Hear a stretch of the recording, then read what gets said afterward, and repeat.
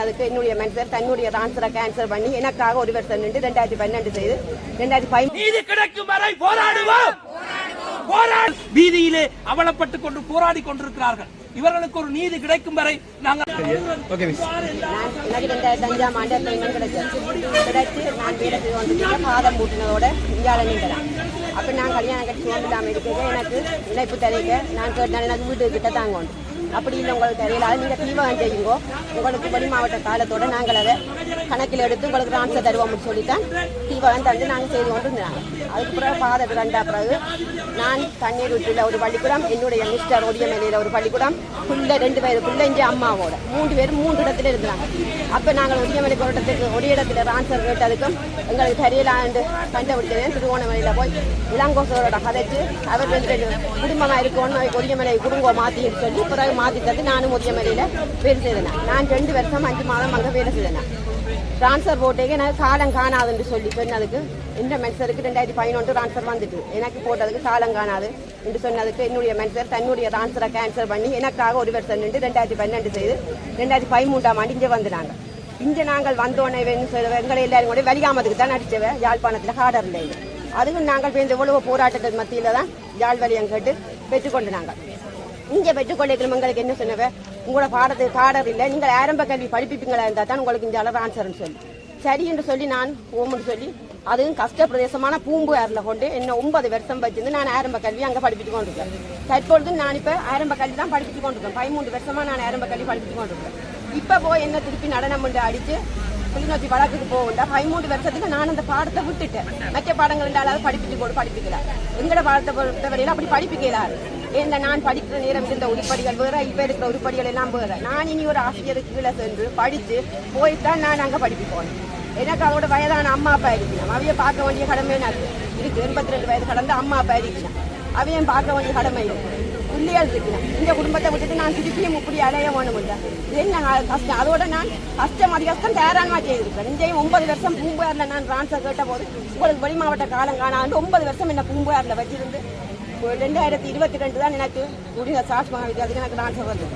இங்கே வந்து 3 வருஷம் ஆகல. அதுக்குள்ளே எனக்கு திருப்பி கிளிநொச்சி வழக்குக்கு போட்டு நடன பாடம் போட்டு அடித்து வருது. நான் இனி போய் அந்த பிள்ளைகளை நாசமாக்கலாது. நான் புத்த ஒரு பாடத்தை திருப்பி என்னால் படித்து போய் அந்த பிள்ளைகளை போய் எனக்கு நாசமாக்க நான் விரும்பல. நான் இனி ஆரம்ப கல்வியில் நான் நல்லா தேர்ச்சி போயிருக்கேன். நான் ஆரம்ப கல்வி தான் நீங்கள் படிப்பேன் சொல்லி.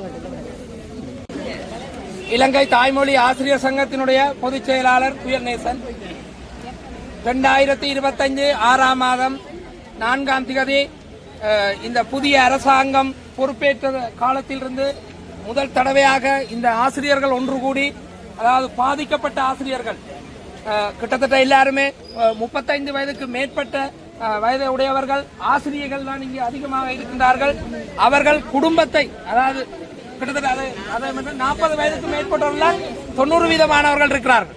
ஆகவே தேசிய இடமாற்ற கொள்கையிலே 55 வயது இருந்தாலும் சில மருத்துவ காரணங்களுக்கு பொருட்டு அந்த அதிகாரிகள் மாகாண இடமாற்ற கொள்கையை தயாரிக்கின்ற போது சில மாற்றங்களை செய்யலாம்.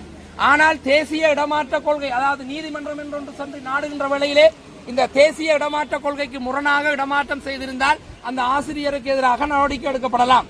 அது அவ்வாறு நிற்க இன்று நாம் கேட்கின்றோம். இந்த யுத்த காலத்திலே, அதாவது எங்களுடைய சமூகத்தினுடைய பண்பாடு என்பது பல்வகையிலே அளிக்கப்பட்டுக் கொண்டிருக்கின்றது.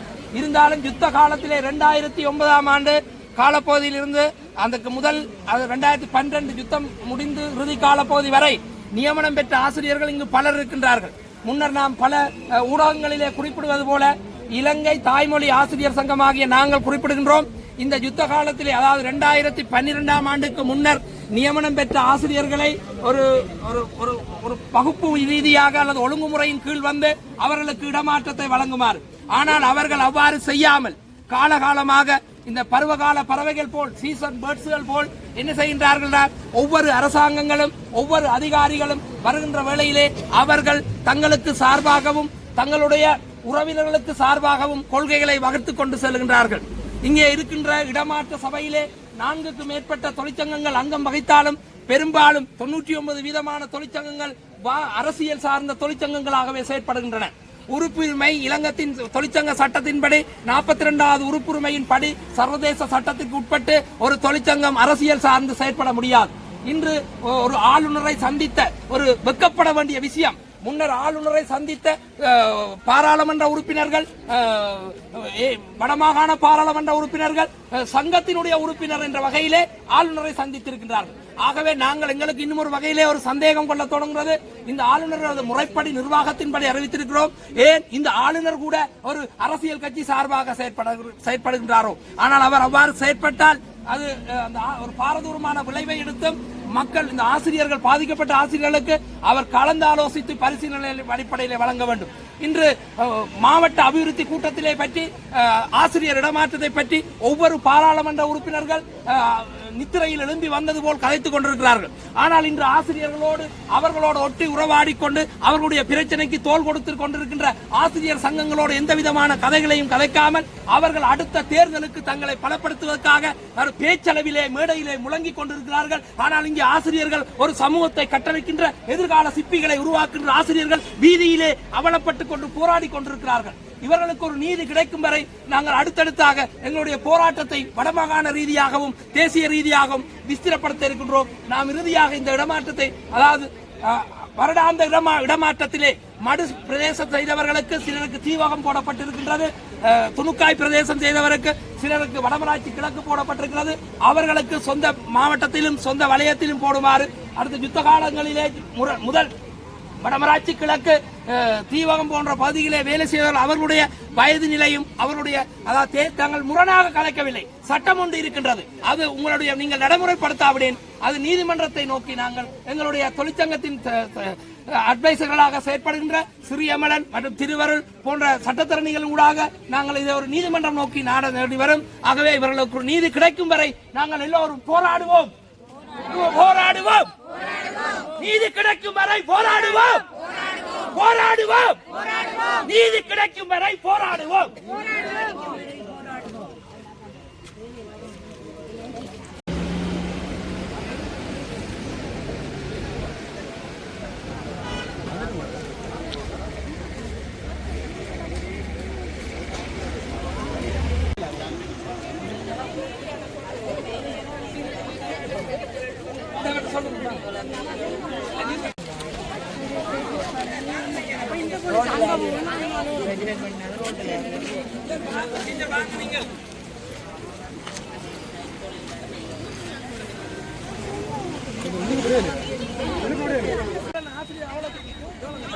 உள்ளுக்கு இருக்கிறது போலீஸ்காரம் நாங்க கரையில கேட்டோம்.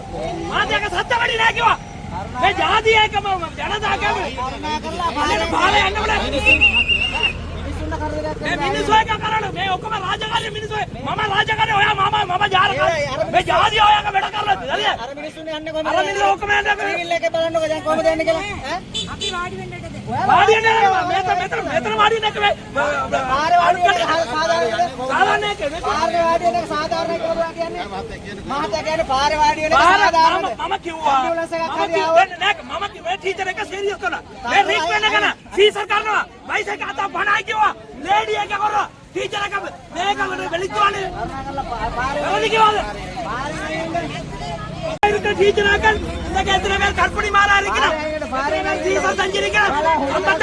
வயசுக்கு முன்னால இந்த போலீஸ் அராஜகம் ஒழிக்க, போலீஸ் அராஜகம் ஒழிக்க, போலீஸ் அராஜகம் ஒழிக்க, போலீஸ் அராஜகம் ஒழிக்க, போலீஸ் அராஜகம் ஒழிக்க, போலீஸ் அராஜகம் ஒழிக்க. கற்பனை ஆசிரியர்களை துன்புறுத்தும், ஆசிரியர் அரசு கற்பனை ஆசிரியர்களை துன்புறுத்தும். அராஜகம் ஒழிக்க, போலீஸ் அராஜகம் ஒழிக்க.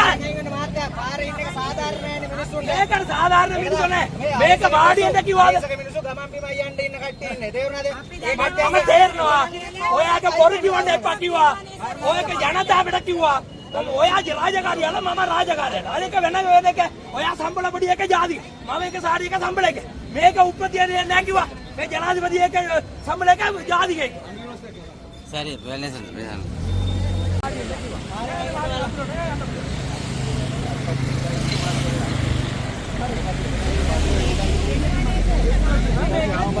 මෙතන පාරේක වාඩි මේ ටීචර් මේක අර ඔරානේ කිව්වා පොලිස් ඔරාගේ ටීචර් ඔරා කවුද ඔරා ටීචරේ පොලිසේ අඩු මාත්‍යයි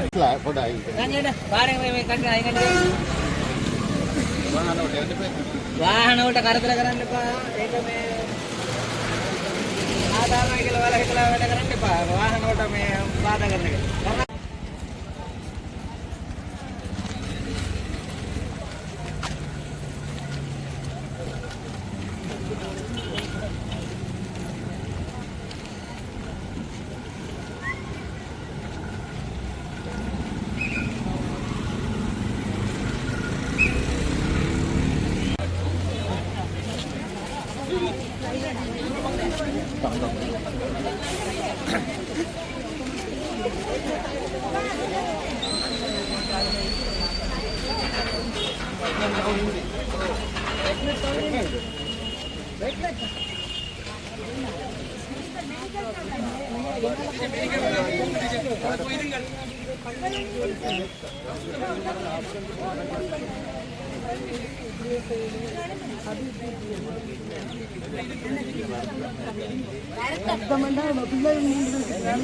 அதுவும் கண்டிப்பா 7 ஆகல புத்த வைக்கிறாரு